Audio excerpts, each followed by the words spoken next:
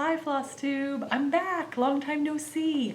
It has been probably 6, 7 weeks. I don't even know anymore since I made my last Flosstube video. I'm Jennifer. This is Stitching with the Waves, and I do cross stitch, petitpoint, quilting, just whatever, lots of different stuff. So I am super happy to finally be back and sharing with you guys today. Nothing bad's been going on. Just busy with all good things. So I haven't had time to sit down and make a video, or haven't made time to sit down and make a video, but today is the day.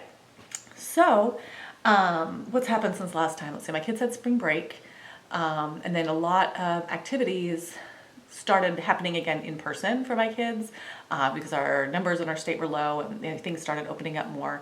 They started their sports seasons, so I've actually been able to do some car stitching while I'm waiting at practice for them. My daughter's clarinet lessons switched from virtual to in person, so I have a few minutes there where I'm just sitting outside the clarinet studio waiting for her to be inside doing the lesson.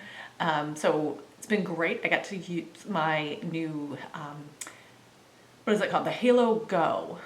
It's like a portable magnifying light, and I won that from Fat Quarter Shop in a giveaway last November. I hadn't really used it much because I have a magnifier that I use when I sit in my stitchy spot at home, and I didn't really need it for that, but I thought it would be great for traveling. And it is, it's fantastic. It works super well in the car because I do need magnification to stitch pretty much everything. So that has been really great to be able to stitch in the car and have time to do that, and have figured out the whole process of how to do that. So I will share the project I've been working on in the car with you in a little bit.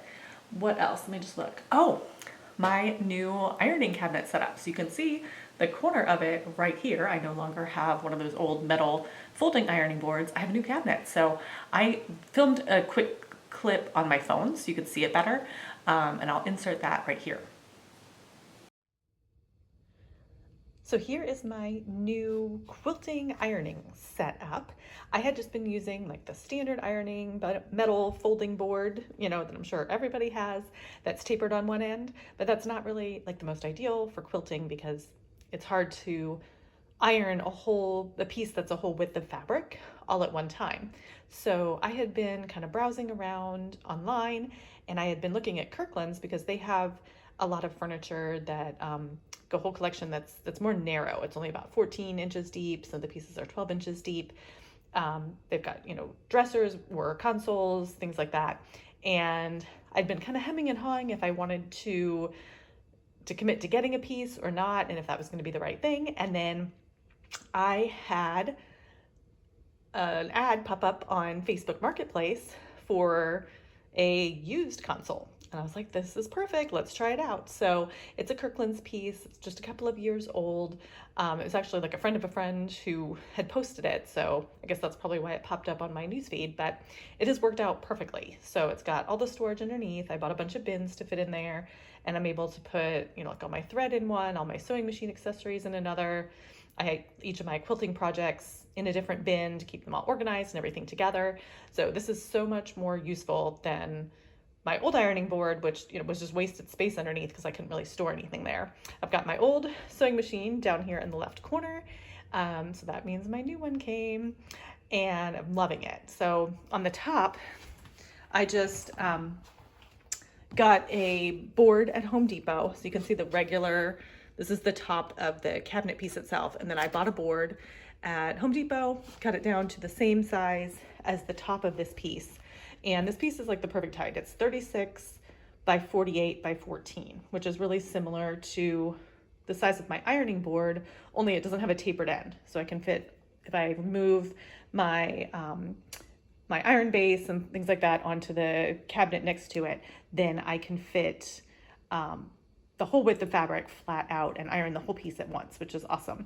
So I just took the board. I found some ironing board fabric, which is kind of a silvery metallic fabric that's heat resistant, at my Joann's. So first I put a layer of that, then I put 2 layers of cotton batting, and then this top fabric here is a 100% cotton canvas that I also found at Joann's. I just, found a pattern that would go with kind of the color scheme of my room, and I just wrapped all those pieces around and staple gunned them on the bottom underneath side. And I thought I might have to put maybe some rubber bumpers or gripping nonstick slip pad underneath or something, but the board is actually heavy enough that it doesn't shift. You know, I can push on it a little bit here and it doesn't shift, and when I'm ironing, it doesn't shift around. So it's working out super well so far. I've been using it for a little while and loving it. So if you guys are thinking about doing something like this, there are a few tutorials online about you know, what materials to get to use to cover the board for ironing with, and well, it's been great. I love it. It's so much more organization, and it's perfect for all my quilting supplies. Okay, so I hope you liked seeing my new setup. If you have any questions about it, let me know. I wasn't really sure what to say about it, but I just wanted to show you because it's really awesome. It's so nice to have that. So let's move on. I have two FFOs from cross stitching to show you. The first one was a quick Easter project I did. It's a candle wrap on these LED wax covered candles, and I have this ribbon that I had found at Michael's last year in the wedding aisle that is, let me hold it up closer so you can see. It's got like the little lacy edge, and then it's essentially a grid in the center so I can stitch on it.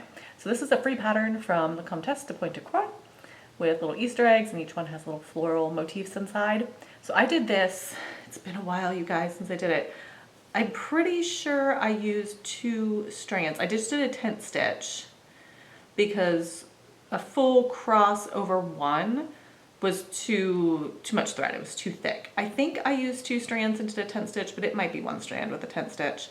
I tried to do over 2 to make them a little bit larger, but they were just ever so too tall in height. Just a couple of stitches too tall. It just looks squishy in there. So I pulled that out and just did over 1 instead. So that came out really cute, and I had that all ready in time for Easter. And then my other FFO is a piece that has been sitting around waiting to be FFO'd for quite a while. So I had, oops, I'm dropping things. Be right back. Okay. I had shopped online at an online miniature show. They have one every month. And each dealer has their own webpage instead of having like an in-person show where you would go around and each dealer has their own table and you can buy things. They just each have their own webpage, and they have directions of how to buy the stuff. So I'm pretty sure that these all came from like an estate sale style of sale. You know, there's some crafters who make things, miniaturists who make things that they sell, but I found a collection of some little miniature picture frames that are perfect for some of my Petitpoint projects.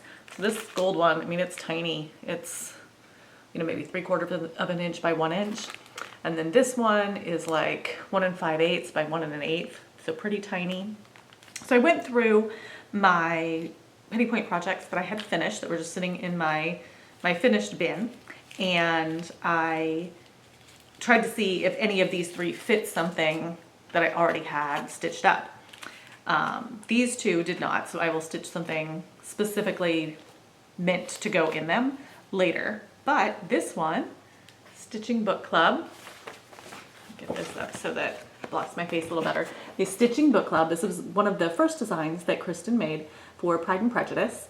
This was the mini sal. She had done a regular sal and then this mini sal for people who are maybe beginning stitchers or just wanted to do something smaller. And I had stitched both. So the other one I FFO'd a long time ago, but this one I didn't have a frame to put it in. So the frame came and it is nearly perfect of a fit. So that was awesome. I got that finished up, and now I'm super motivated to get some frames made for some of my other pieces. Unfortunately, this company, it's called Jacqueline's, that made these frames. They're super good quality, and they have a recessed area in the back. Let's see if I can pull this one out and show you. So that the stitching sits down inside of them. I have to do the board again so it doesn't focus on my face. Yeah, there. So you can see it's just like a real picture frame. You can see along this edge over here where it has a recessed spot. A lot of the frames that are sold now are just flat. They're either like poured resin frames and the back is flat, or they're 3D printed or something like that, and they don't have that little recessed edge, and I really wanted that so that my needlework can sit down in there. The ones that are flat in the back work great if you're, you know, using your printer to print a picture so that it looks like a painting, and you have a flat piece of paper and you just, you know, glue the frame to the piece of paper, and it's flush and it's fine, it works out well. But the needlework has a bit of depth to it, and so I don't want the picture frame to sit out real far from the wall because of the thickness of the needlework being stuck to the back of the flat frame. So this one I just finished off. I put a piece of white cardstock over the back and just wrote on there, you know, my initials, date, what the piece is, and stuff like that. So it came out super adorable. I can't wait to get that displayed. Right now I actually have been keeping it just sitting. It fits pretty well in one of the little squares back here on my printer's tray. So I just have it propped in there so I can see it all the time. And then after, maybe as I finish the next piece, I'll move this piece into the house and, you know, display something else up there. Those were my two FFOs. And then I thought I had already shown you this piece as a finish, but I don't have it written down that I did. So maybe I finished this after my last video. I have it still as a WIP in my last video. This is the most recent Stitching Book Club piece, which is Sense and Sensibility. And I had finished this, and then I saw Erin at Perpetual Projects. She had put in the date and Jane Austen's initials and stuff like that, like the date that the book was published. And I like how she did it. And then I saw, Lady Robin from Lady Robin's Flosstube channel. She liked what Erin had done, and so she had done her own version of that. And I think I'm going to go back and add some personalization and maybe the year to this piece. So I need to kind of revisit it a little bit. I did get some finishing fabric for it. I had gone down to my basement. I have the perfect frame for it. And then the frame is actually one, it used to be hanging in my daughter's bedroom when she was like a baby. And when we repainted her room a couple of years ago, decided she didn't want to put that one up. So I put the frame back in a bin in the basement so I could reuse it for something else later. But I hadn't taken the picture out that was in there. So when I had the frame sitting up here waiting to have this piece put in it, she saw it. And she's like, why isn't that hanging in my room? I want that back. So I'm back to the search for the perfect frame, or I'm gonna wait for her to decide she's done with that picture and that she really doesn't want it in her room anymore. So we'll see. We'll see which one happens first. But I am on the lookout to find the perfect frame for that piece. So that is it for cross stitch finishes and FFOs. So let's move on to WIPs. I don't really have a whole lot to show you because I have been pretty much a monogamous stitcher since my last video. I've worked on a couple of other pieces, but not very much at all. So we will start off with that piece that I got obsessed with. I had just started it in my last video, and it is the Persian, what does she call it? I think she just calls it Persian. It is a free pattern from Natalia's Fine Needlework, which is www.dollhouseneedlepoint.com. And every year she releases a free rug pattern for the past couple of years. So this is a square one. It works out to 6 inches by 6 inches on 40 count silk gauze. So she charted it in DMC, and I pulled fancy flosses for some of the colors that are used where there's bigger blocks of color, so that it would give kind of that worn look to the rug. And, oh, my needle minders are all sticking together. Okay, there we go. So here is the current progress. Where's my arrow? All right, there we go.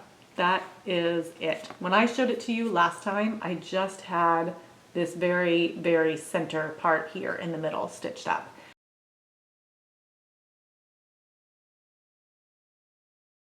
And like I said, this is pretty much what I have been working on, and I just haven't I didn't do any of my goals, my monthly goals for April, not a single one. And I haven't started any of my monthly goals for May either. So I'll try to pan up here for you so you can see it a little bit closer. So right now I just have the border and the bottom down here. I have the 2 floral motifs in the corner and then a huge amount of the eggshell background to fill in. So I've been trying to get the border finished off. I'm just working through that. It's become a bit of a slog because I've been working on that border for ages now, it seems like. And you know, it's easy stitching because once, you know, it's easy to memorize the pattern and to just keep going with it. And then a lot of it ends up just being fill in, which is also very easy. but I've been working on with the same 3 colors forever, and I know I have all of that eggshell coming up that I still just like endless strands of eggshell to get put in there. So let's sit like this. Maybe this will be my thumbnail for it. That'd be awesome. So I've kind of been slowing down on wanting to pick this one up. I'm not quite as obsessed with it as I have been for the past like 2 months or so. But it is because I've been stitching only on this piece. It has moved along so quickly. I did see on Instagram somebody post their update of 101 alphabets from Rosewood Manor. So this morning when I got up, instead of picking up that rug, I actually picked up this piece. That's the first time in ages that I have felt like picking up a different piece in the morning. I don't have enough space today for some reason. I'm not sure how that is because I don't have that much to show you today, yet I seem to have less space than normal. So this morning I picked up 101 alphabets. Ooh, there we go. And here is my current progress of it. I am on page 4. So this morning I finished off this flower here that's sitting in a little basket. It's a little cut off by the hoop, but once I get a page finish on it, then I will take it out of the hoop and iron it all up and show it to you, to show you the whole thing. So that should be coming in a video pretty soon because I just have a little bit more to do here to finish off the next page. Then I moved up here and I did the key, and then I started this alphabet here. So I got all of that done in one morning, which is, you know, quite a lot of stitching. So I'm hoping to kind of maybe alternate working on this piece because it has such a big variety of colors with working on the rug. So I still can keep the rug moving forward and get it done, but also get some work on this piece. I'm really kind of feeling I want to make the 101 alphabets a focus piece for a little bit. So I think I might just kind of alternate, put a few strands in on the rug every day and then also work on this one, but I mean, whatever. But at this point, everything's out the window.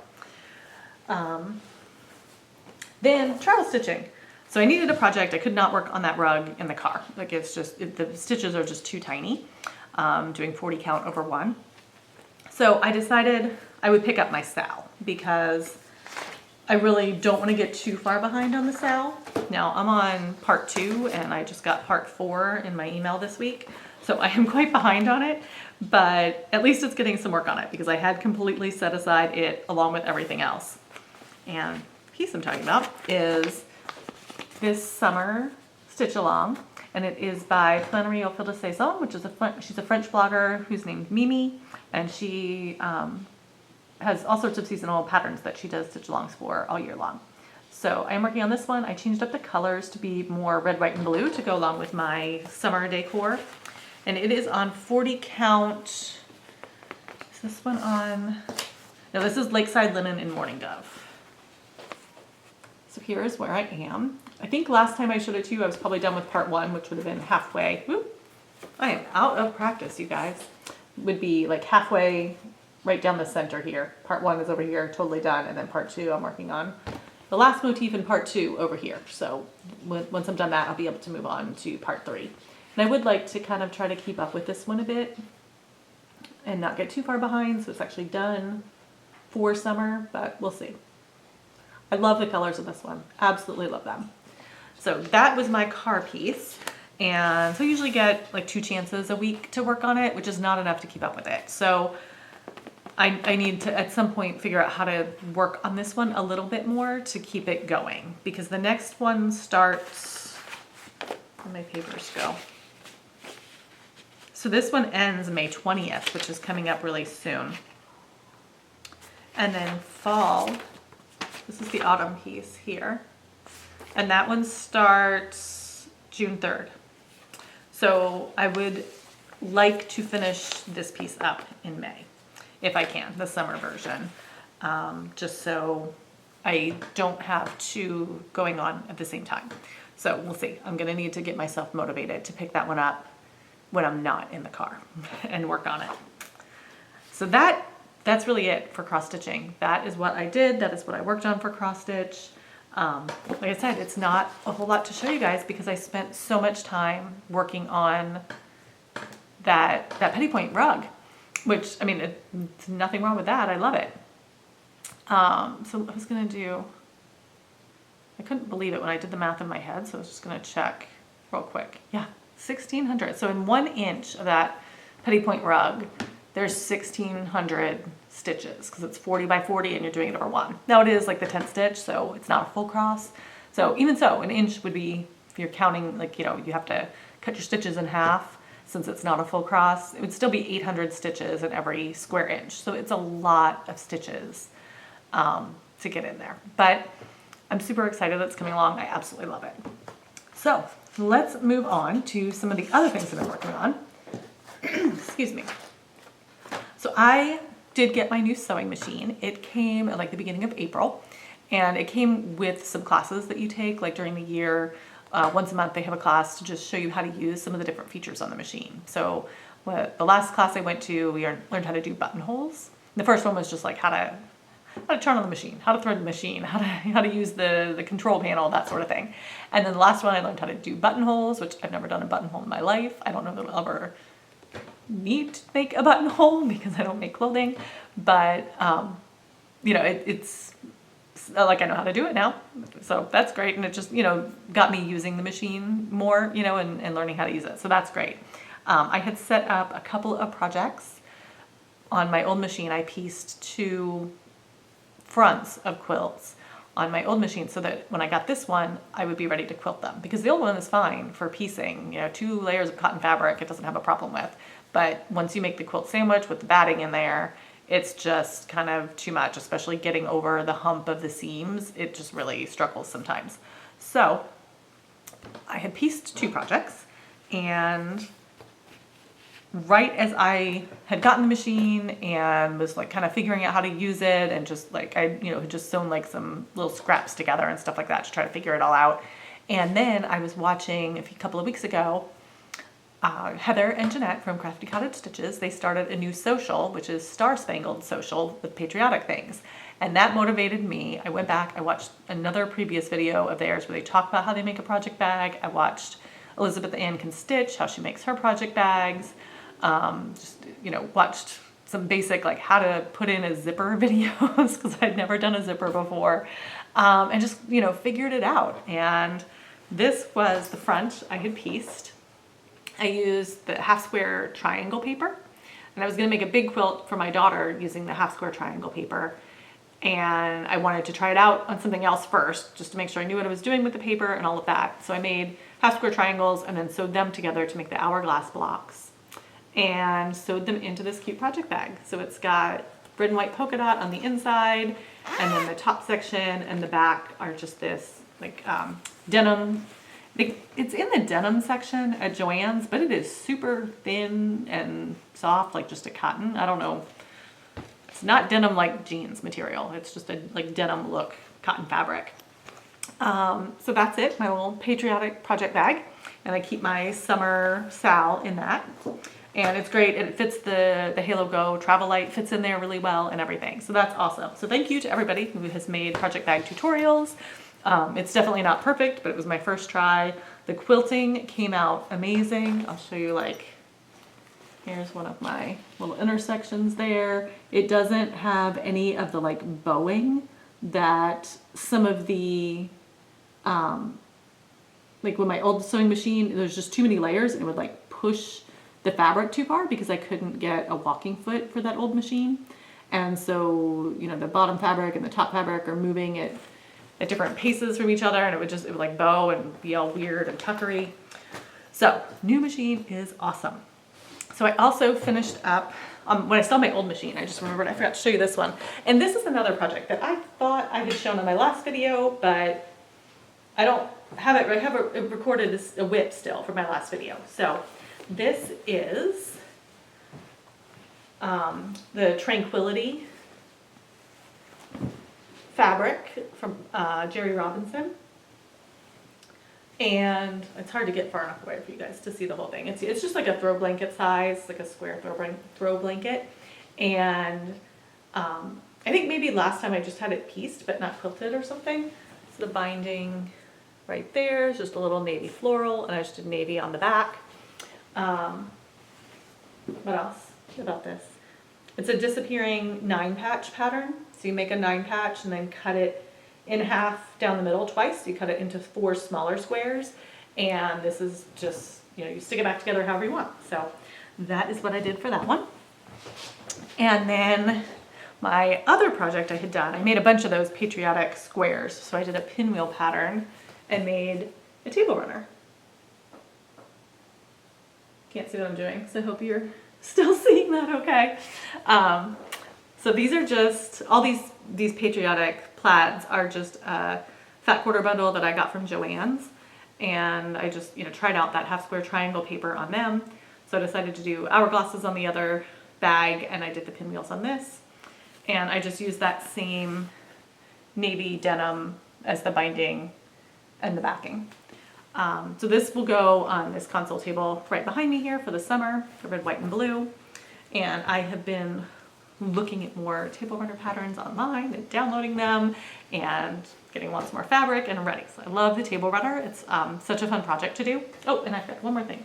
My new sewing machine does tons of fancy stitches. So my daughters are obsessed. They make their names. They do all sorts of fancy, I've gotta put it on a piece of paper so I can't see my face.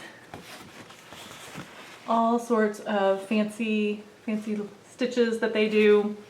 They love to try it out. This one's got hearts and cars and elephants and cats and trains.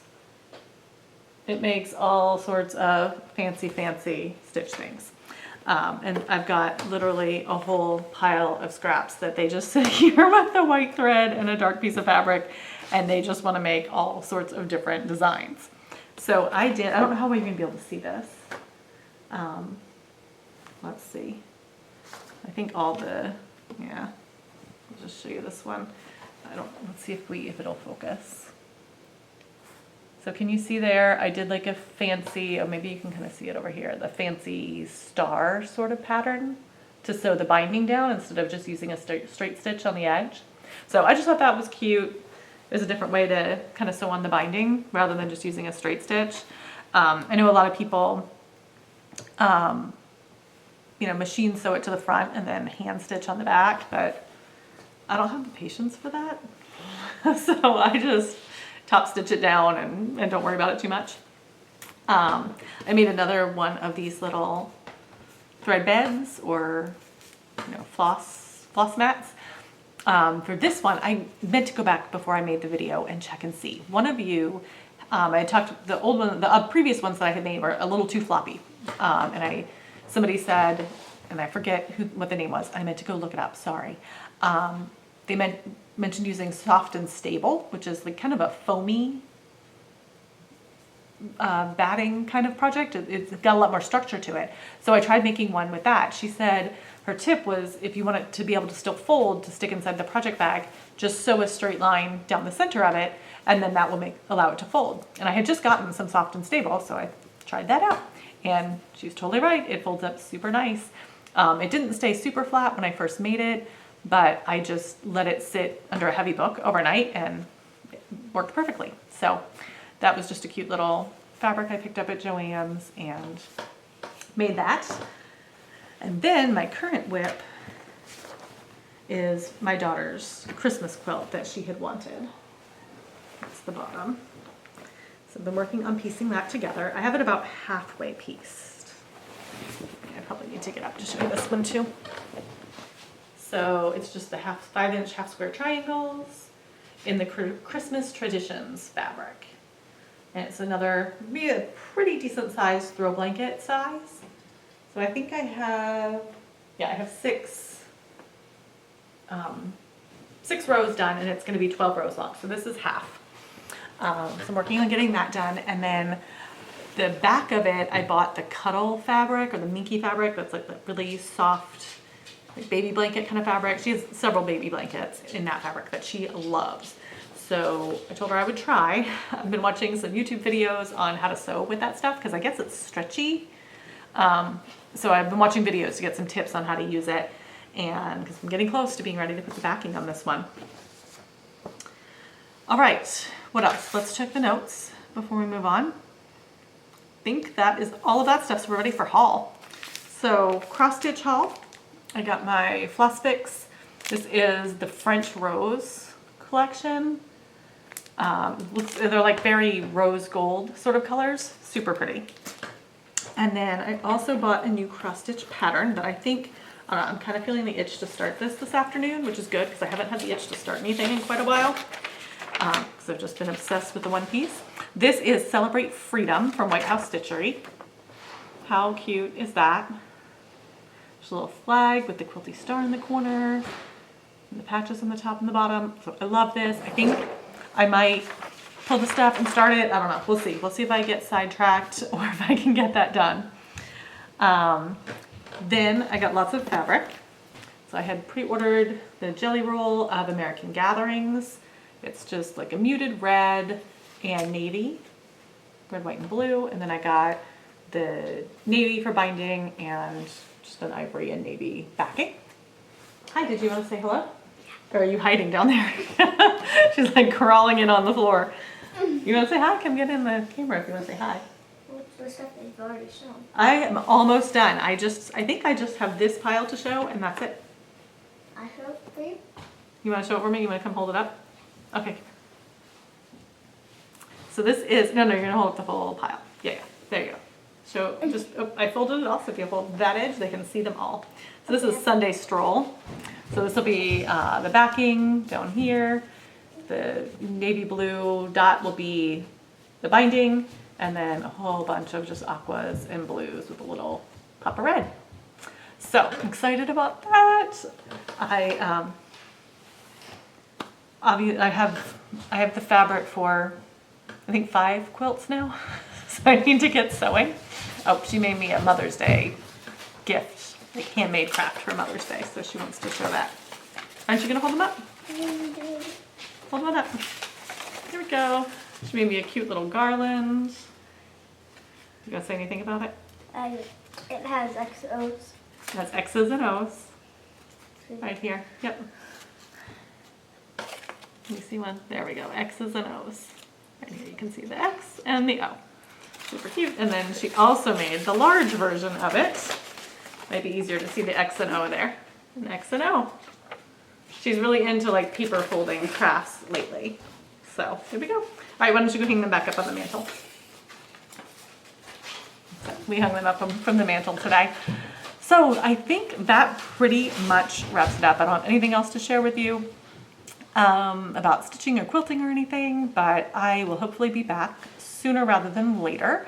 And I hope you all have a great May, especially if you're participating in any of the crazy stitchy challenges this month. I decided not to do anything just because I didn't want to put down that rug. So like, oh well, stitch what you want when you want, right? That's my current motto. We'll see what I get done before next time.